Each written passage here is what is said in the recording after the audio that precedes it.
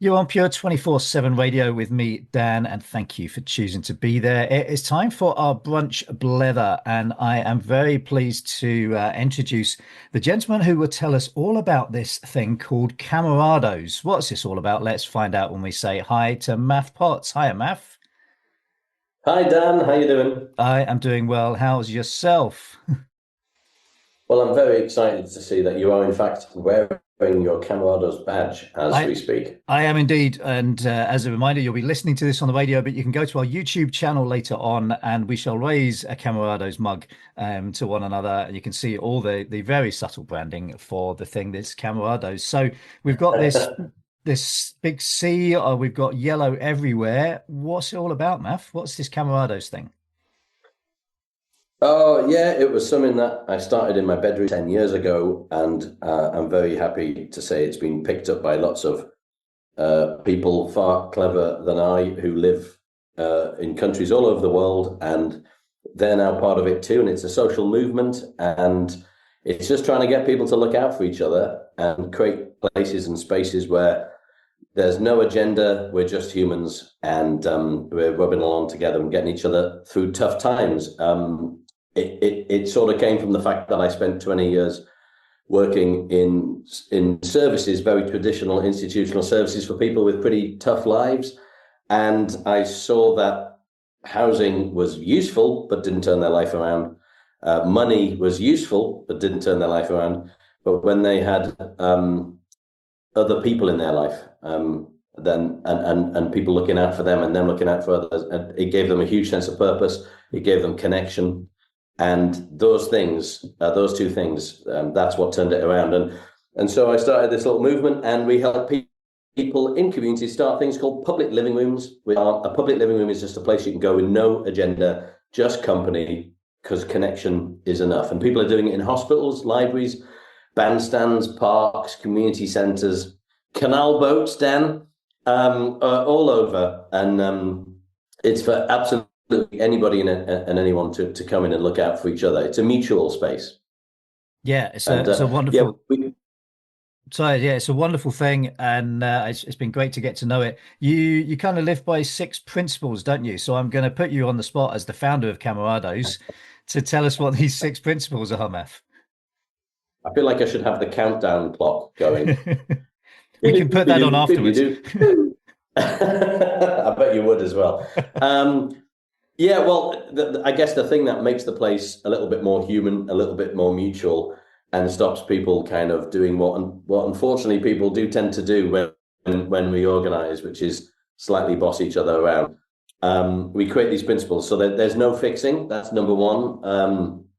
There's no solution, no outcomes in these spaces. There's just kick off your shoes and talk about biscuits. No fixing. It's okay to be a bit rubbish. That's related to that one. That's a very popular principle. It's all right to be a bit rubbish sometimes. Everyone is a big success, aren't they, on social media? But in a public living room, you don't have to be that. Mixed with people who are not like you seems so obvious, yet so few of us actually do it. And that's related to another principle. It's okay to disagree respectfully. None of us sit down with people we disagree with enough. So sitting in disagreement. And then the last two are what I call the counterintuitive principle, which, because it sounds funny, but when you see somebody struggling, instead of helping them, ask them to help you. And that gives them a huge sense of purpose, makes them feel trusted, belong. So that's the mutuality principle, I guess. And then the final one is one we feel very serious about, which is to be silly is to be human. Have fun. Yeah. And that's where a lot of being human lies. And we tend to put these barriers up in particularly in corporate life with status and titles and jargon. So we in Camarados, we like to be silly. And so if you're a Camarado and you wear the C, you tend to live by these principles, and it tends to make people feel a little bit more human and welcome. Yeah, it's a fantastic thing, and it's been, I mean, listeners, Meth and I go way back, but this Camarados thing actually I came aware of it during that lockdown thing. And so having built a movement that was all about people coming together with one another and gathering in public living rooms, suddenly everyone was pushed back into their rooms again, couldn't connect. And you brilliantly, if I do say so, we could edit that bit out, but brilliantly came up with this thing that, everyone was talking about the cost of living crisis, but you kind of highlighted this cost of connection crisis as part of this, didn't you? Yeah, I got really scared and quite panicky after the pandemic because having had a few years of enforced isolation, we then had a cost of living crisis where we didn't have enough money in our pocket to go out and meet people when we could go out. So now we're allowed out, but we can't afford to. So people aren't socializing, they're not meeting. And some of your listeners will be thinking, well, that's not the biggest hardship in the world, is it? Well, actually, it is, because connection is what gets you through a tough time. And isolation is, I'm afraid, the common thread. And you know this, Dan, because you and I have both worked with people right at the margins of society, as people say. And the common thread with all of these people, whether it's homelessness, domestic violence, addiction, whatever, the common thread is isolation and loneliness. And actually, that's what kills people. And it's not fashionable to say it because people like to say it's crack and heroin, and those things don't help. But it's the isolation, and actually it's connection that gets people out of that spiral. It really is. I profoundly believe that, and I believe that after 20 years of running very full-on services. So so the pandemic followed by a cost of living crisis, I really panicked, and I thought, my gosh, we're going to make isolation endemic. And I mean, that's why I do this other thing, which is I go out onto the street with a load of sofas and armchairs and illegally put it on the pavement without permission, and just talk to whoever sits down next to me. And in fact, you have been there with me, Dan. We have had the pleasure, and yes, and whilst at Pure, we don't have anything that's illegal. This is kind of fun, having some fun, basically, isn't it? And it's turning up with a van load of furniture, putting it on a street corner, and just sitting there and seeing what happens. And it's the outcomes are powerful, and you would never really get those in any formal setting, would you? With some of the stories that people open up just by sitting on a sofa on a street corner. Yeah, I mean, it's interesting because just to allay any fears of your listeners, if the police ever do come along, they have never, not once, moved me on. I've had private security guards get a bit upset, and council employees, but the police love it, Yeah.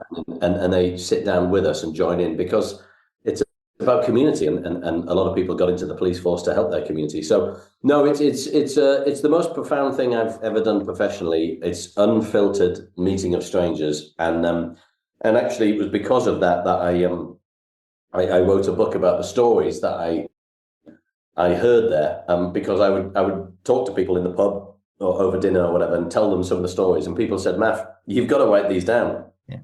And so that's what led to the book. Yeah, excellent. And for those that are watching this on the YouTube, we'll see the very subtle banner behind you, being the cover of the book, and we'll come to that in just a second. Actually, on that banner at the top, we have the mug, and here at Pure, we are equal opportunities. We welcome tea and coffee drinkers alike. And in fact, listeners, one of our jingles, you won't have heard this, Maff, but it says Pure Radio is everyone's cup of tea, even if yours is a coffee. Which at Christmas morphed into a mulled wine as well. So this is it. But we also we brought this up on Pure Brunch the other week as well about biscuits. Now, bizarrely, biscuits are actually probably one of your most powerful resources within Camerados, aren't they? And they actually lead to the most amazing discussions as well. Oh, we have weaponized biscuits. Manufacture. Yeah, no, I believe it's a subject on which all of your listeners would get quite animated. Yep. So if someone's listening now while they're driving along, and I was to say something like a custard cream is, of course, the best biscuit, there'll be quite a few people shouting at the radio right now, and getting excited, particularly the bourbon eaters among you, which seems to be a bit of rivalry. I don't know why bourbons and custard creams, they're rivalry. We did in fact do a poll with YouGov, a very reputable polling company, and we did a poll about social isolation. But they said to us, Maff, you've paid for 5 questions, but you've only asked 4. What do you want your 5th one to be? So naturally, we said, could you also ask people while you're asking them about social isolation, ask them what their favorite biscuit is. So we ended up with an unofficial national poll from thousands of people all across the UK. And what do you think came first? It's going to be the custard cream, I'm guessing, is it? No, it came third. Really? Was it the And hobnob? The hobnob, maybe? it came joint third with the bourbon, which was perfect, Wow. really. Yeah. Well done. Yes, the chocolate hobnob came number one. Specifically the chocolate hobnob, not just a normal hobnob. Had to have the chocolate on it, did it? Correct. Right, okay. But what I would say, and I think it is important because these things are important now. This is vital stuff we're discussing. That actually the milk chocolate digestive was number one in Scotland and the north of England by a long way. But the sheer number of people in the southeast of England swayed it in favour of the hobnob. Yes, we segmented it regionally.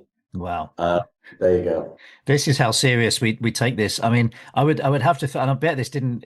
It may have come in some ways in the top 10, but the stem ginger cookie. I mean, I mean that. You hipster. I'm surprised you don't have your craft ale and your beanie on right now. There. Oh no, I took those off for the recording, but we have. I mean, you've documented it, and we'll come to, I'm sure, with the book, that actually a conversation about biscuits and just providing a space where there is. Well, it was. I mean, you like the letter C, don't you? So we got Camerados, and then it was coffee, custard creams, and Connect Four. And these were the things that you said, I think you wrote in some document a little while ago, that these should be in everyone's mental health strategy, is having a budget for coffee, custard creams, and Connect Four. And those three things just seem to be some recipe for just unlocking whatever is locking people's minds.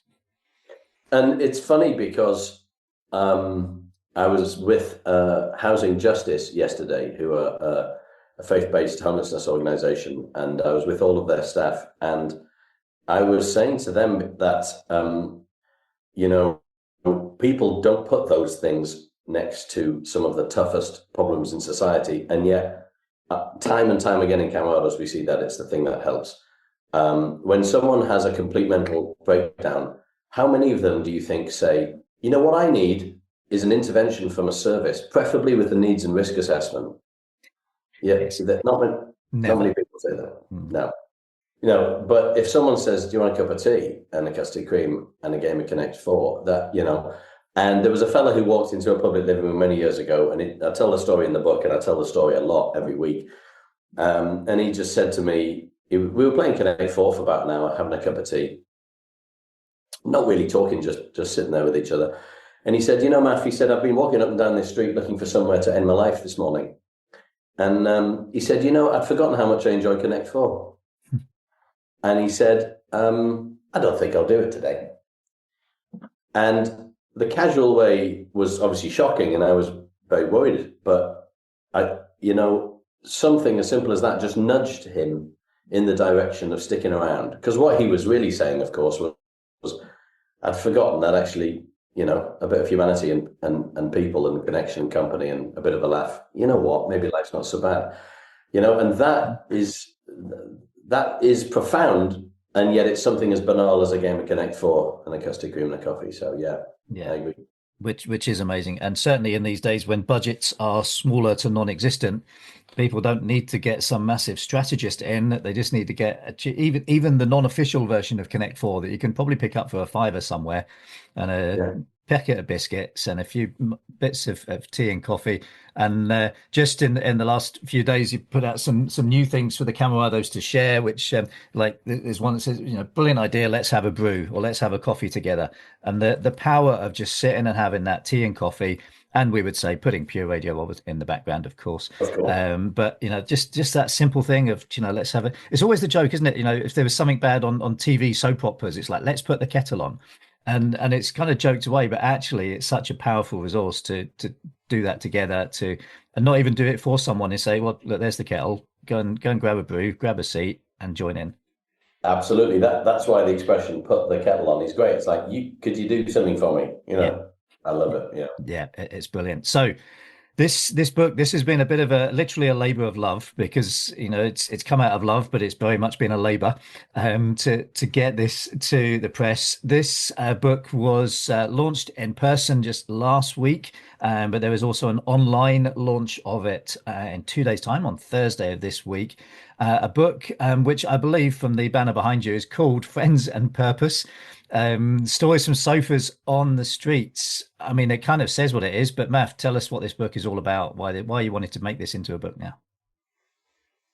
Well, people have been encouraging me to write a book for years and years, and I found the first draft the other day, and it was 2018. So I've been doing it for 6 years, but I kept giving up, Dan, because it's just the most narcissistic enterprise ever. Sitting in a room, writing, 200 pages of a book where it's only your voice is speaking. So I just felt like this guy, like pointing my finger at people and saying, and another thing for 200 pages. And so I just used to get sick of the sound of my own voice, and I'd put the book in the bottom drawer and forget it. And then I'd pick it out again.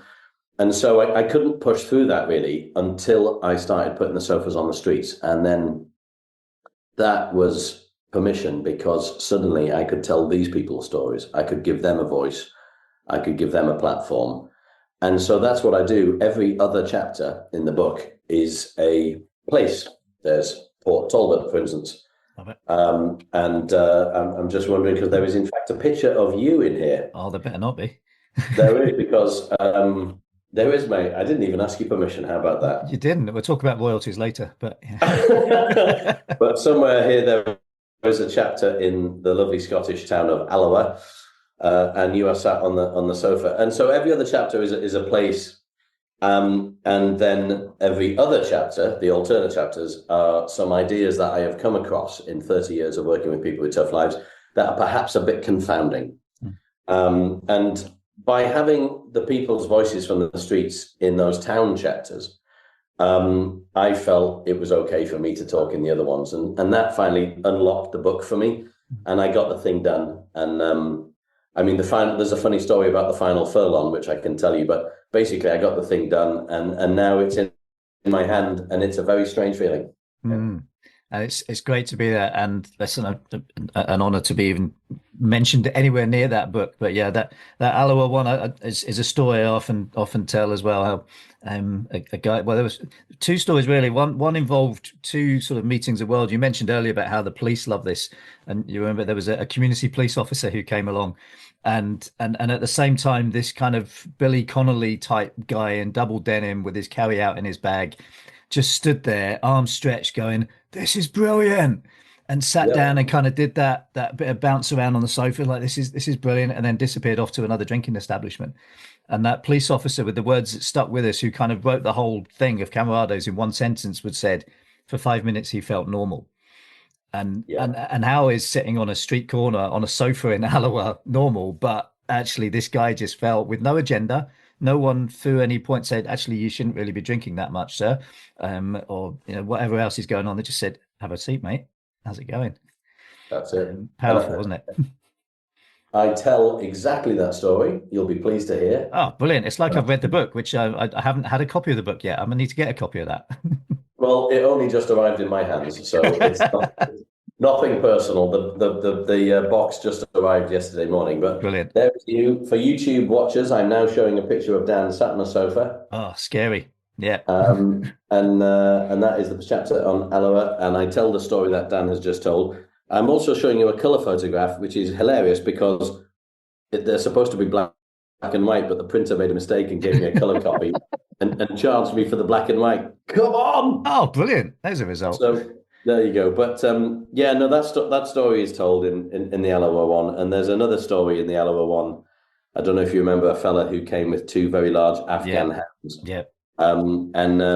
I tell that story too, and I must say I do find it hard to read some of these stories without crying. And even though I wrote them and I was there, I just remember that some of these people and their lives really touched me. What's going on? And that guy with the dogs had lost his wife, and the dogs pull him out of bed every morning because otherwise he wouldn't get up. Yeah. And I find it really hard to read. So I'm not going to be reading that out on the online launch in 2 days because I won't get through it. But if any of your listeners want to come along, find Camerados on social media, and there will be an invitation to come to the online launch and find out more. Yeah, it's well worth it. Yeah, it is. It is kind of a tear alert, isn't it? And there's an emotional. There will be an emotional read with this because, having lived some of these stories and seen some of these, I mean, no way would anyone have had that outlet to share some of the things they've shared just by walking Yeah. down the street, and suddenly there's a sofa there, and it's the most profound thing. And in fact, going back, tell us the story of the public living room that was really, really successful. And then the health board tried to make it into something formal by changing the wording on the blackboards. Oh yeah. That was in a NHS hospital, and we have these chalk A-frames outside the public living room in the hospital, and it just said, "Put your feet up, have a brew, be a camarado." Nobody knows what this word camarado means, so people would just wander in, and we had a little infrared counter on the door because the NHS have to count everything. And we don't like counting things, so we had to disguise our counter. And we found out that 1,000 people were coming in every week, which is amazing. Yeah.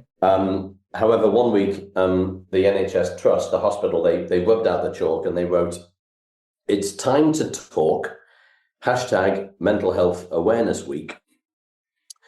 And when we got the counter back, instead of 1,000 coming through the door that week, it went down to 40. And I think that just tells you a lot of things. It tells you about the power of language. It tells you that people don't necessarily want to self-identify as having mental health in their life, but also people probably, I think my gut is the reason they didn't come in is they thought someone would try and fix them or talk to them about problems or whatever. It didn't feel welcoming. It was a barrier. And I grew up in Carlisle on the border of Scotland. Being, having the word mental anywhere near you was not positive. So, it's really, it's interesting language. And the thing about the street, of course, is there's no filter. So people, when I put the sofas on the pavement, I just buy a newspaper and sit down and start reading it. People come along and say, "What's this?" And I say, "Oh, I don't know." And then they just think I'm like them, and they don't treat me like a staff member or volunteer. And that's really important. If you're a staff member and volunteer, you have a tough time breaking down that barrier. It's a hard job for you to meet people on the level because they put you on a pedestal. So I don't want that. So and it works to treat, and you'd be amazed how people open up. I mean you know this, Dan, of course, but your listeners might be surprised that setting out to achieve nothing in a space where you can just sit and talk about biscuits, you end up having the most extraordinary stories told to you, and it's a huge privilege for me. Yeah, it's wonderful, and of course, we don't try and fix people, and that's very much a recipe for life. Is not telling people how they should find the answers, just helping them to discover the answers for themselves. I do a bit of that through some development coaching as well. Which is always hilarious for me, that always wants to fix people and to help people to get the answers. Actually, no, we're not trying to fix people. But you will point people where necessary. But this is about obviously there's a time and a place to seek medical help.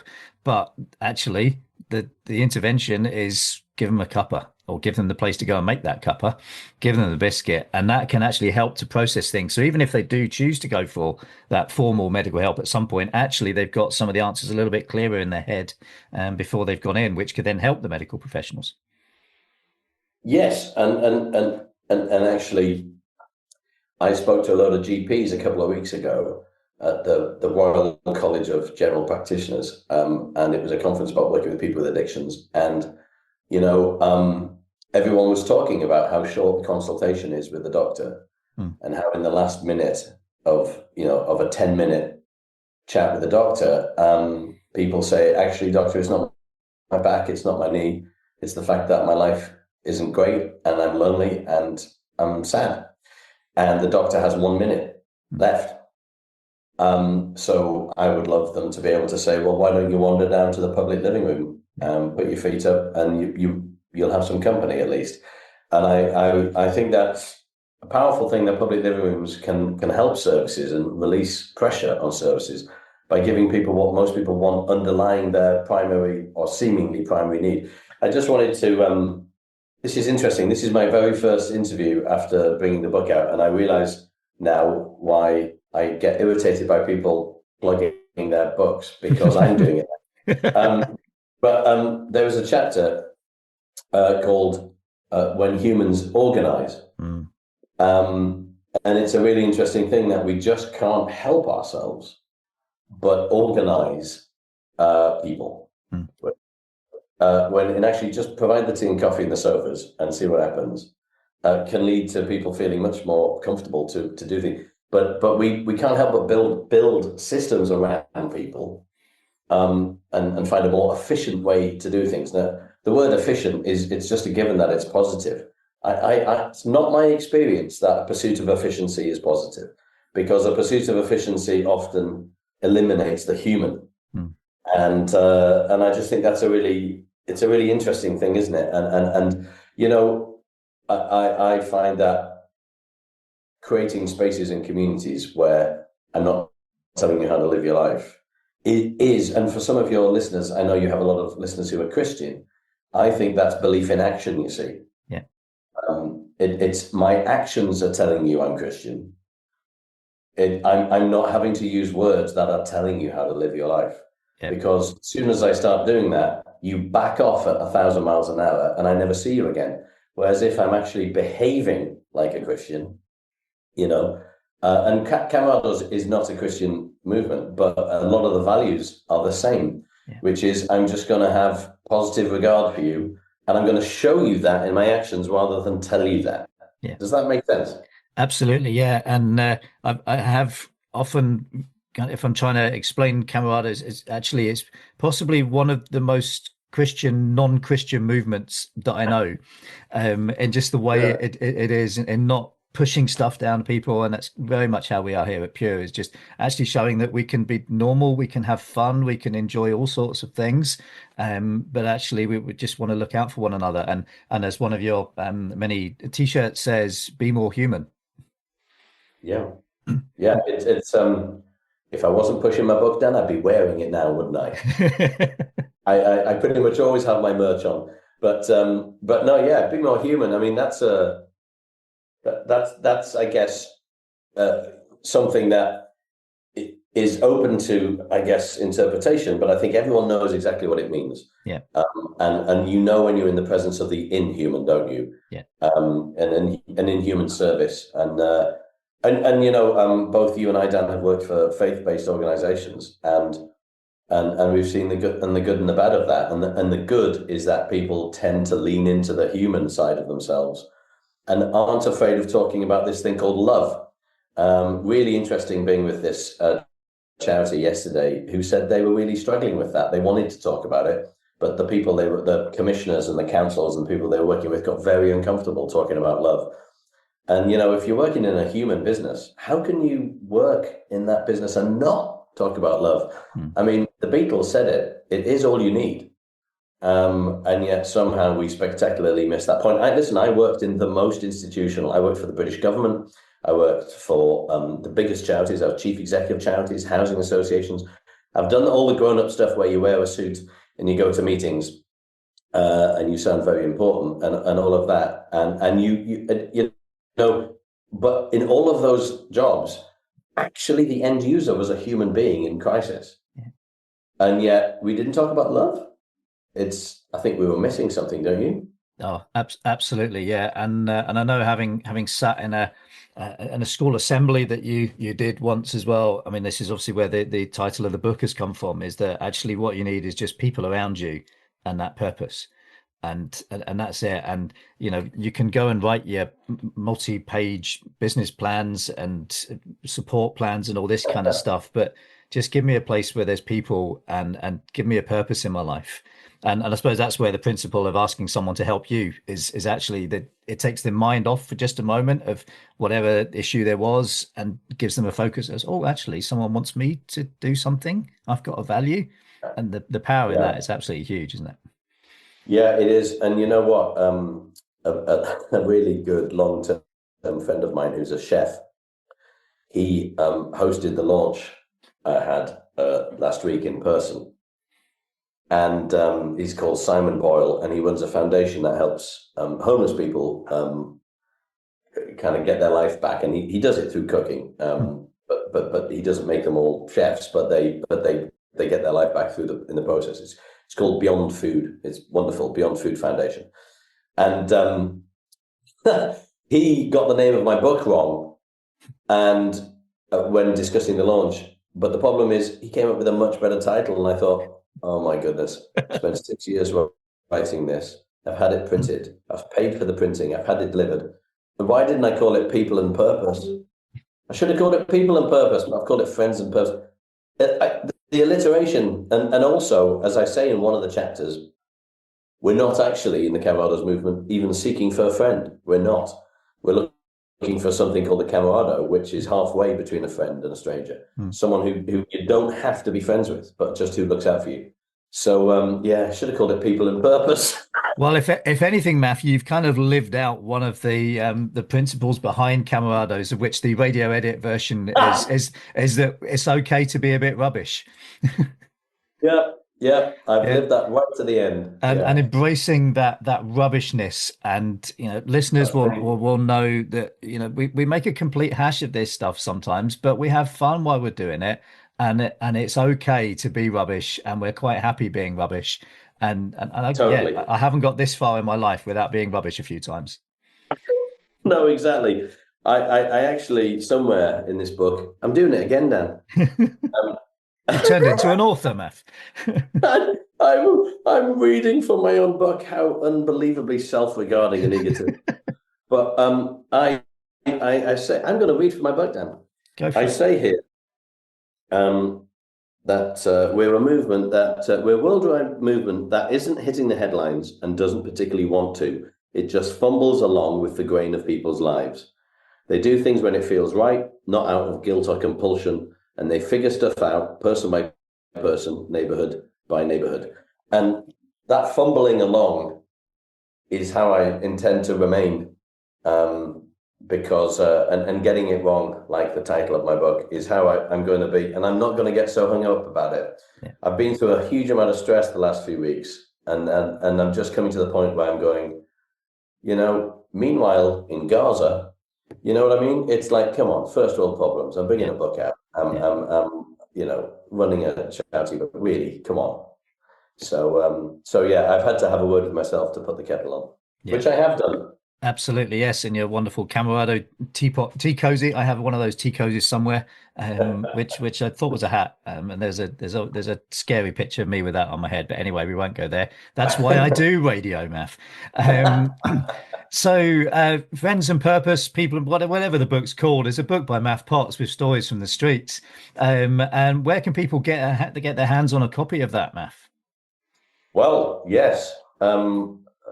Last Tuesday it went live on Amazon. So if you go to Amazon and type it in, hopefully it will pop up and you can order a copy there and get one posted to your door. And we did that because it's the best way to get it global, because Camerados we've got 270 public living rooms in 6 countries now, and we're really taking off in America. And for them to get a copy, we've got to sell it through Amazon so they can get it there. Yeah, and of course, while you're doing that, you can then go and look for Andy B's book as well about the story of Pure Radio, which you can also get, the founding of a global radio station, also on Amazon. And you can buy the two, and it might help with a postage discount as well. There we go. Is that called upselling, Dan? I believe it might be, Maff. Yes, but I think it's absolutely brilliant to do that. And of course, where can people find out more about Camerados? Yeah, well, you can go to our website, which is camerados.org, ORG, and you can find out about us there. But also, if you are on social media, we're on Insta, Facebook, and Blue Sky and X. Doing a little bit more on Blue Sky than X these days, for a variety of reasons. Yep. I've just moved over to Blue Sky myself, and never did like the 24th letter of the alphabet, so we won't give it any more publicity than it needs. So that's good. And it's Association of Camerados, isn't it, on socials? Yeah, Association of Camerados, and it's an odd word, so you should be able to find us. It's camera and then DOS. Yeah. And it comes from a poem, actually, by Walt Whitman, the great American poet, who is I'm a fan of his. And yeah, he wrote a poem called Song for the Open Road. And on the open road of life, more important than money, more important than food, is to have a camarado alongside you for company. So there you go. Beautiful. Well, it's wonderful having you as a camarado, Maff, and thanks so much for coming on to Pure Brunch today. So, Friends and Purpose by Maff Potts, you can go and get that on Amazon. And if you want to hear him read more, very, very egotistically from his book, this Thursday evening, that's the 13th of whatever month, February, that's the one, that's where we are, 13th of February. Go and look for Camarados on socials. You'll find a link because you do need to book in for that so that the people know who's coming. And you can go and hear more from that, but go and get that and find out more. And just look, if there's not a public living room in your area and you think that this might be something that you want to do as an organization, then get in touch through the Camarados website, and the lovely Yvonne, I'm sure, will get in touch and chat to you about how you could do that. And it's as simple as just having some space and some biscuits. Yeah, and you don't have to be an organization. You can just be a member of the public who just, is concerned about your neighborhood and wants to put a few chairs out on a Saturday morning. So get in touch. Dan, you're a fantastically inspiring fella. You do so much good in the world, and I love this radio show of yours. I think it's great, and keep doing it, mate. And thank you so much for inviting me on. Yeah, you're very kind. Thanks so much for your time today, Maff. Take care. Take care, my friend. Bye-bye. Did you know Pure 24/7 Radio has a shop? Well, we do. You can buy merchandise while supporting the work that we do here. Simply head over to www.pure247radio.org/shop. That's www.pure247radio.org/shop.